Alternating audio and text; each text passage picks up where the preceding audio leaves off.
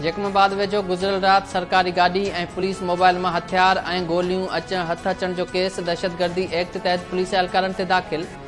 ASI इम्तियाज़ भयो, एहलकार बकाउला उनड़, सनाउला मंगणहार नामज़द। जवाबदारनि में 62 शख़्स जा मुहाफ़िज़ ज़ाकिर भयो, अख्तियार लाशारी, नबील भयो ऐं तौफ़ीक़ गुजर खे भी शामिल कयो वियो।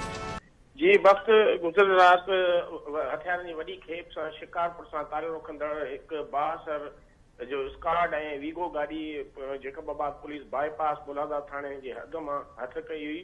इन वाक़े जो केस जेको आहे सो हद जे मुलादा थाणे ते SHO मुलादा जी सरकार पारां SHO मुलादा थाणे जे इंस्पेक्टर इश्तियाक अहमद पठाण जी मुदयत में दाख़िल कयो वियो आहे। केस में जेके आहिनि सो 4 जेके आहिनि सो ख़ानगी माण्हू आहिनि। उन 62 शख़्स जेको सिंध हुकूमत में शामिल आहे, शिकारपुर सां ताल्लुक़ रखे थो।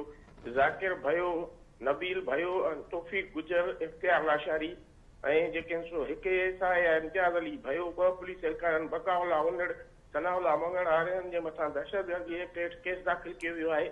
ऐं जेको आहे सो वधीक इन जी जांच जेकी GIT SSP जैकबाबाद जोड़ी आहे, 2 DSPs जी अॻुवाणी में उहो हुन जांच शुरू करे ॾिनी आहे।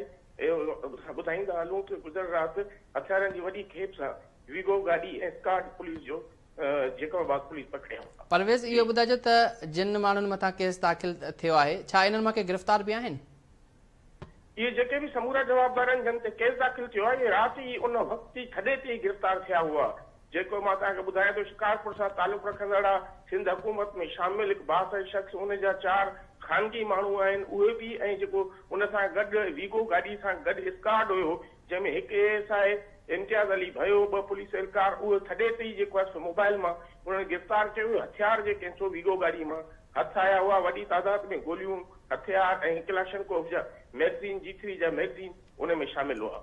वॾी महिरबानी परवेज़ अबड़ो तफ़सील ॾियण जे लाइ। नाज़रीन, परवेज़ अबड़ो असांखे आगाह करे रहियो हो। गुज़िरियल ॾींहुं वीगो गाॾी मां हथियार करे इन्हनि नामज़द जवाबदारनि खे गिरफ़्तार कयो वियो हो, उन्हनि मथां केस दाख़िल कयो वियो आहे।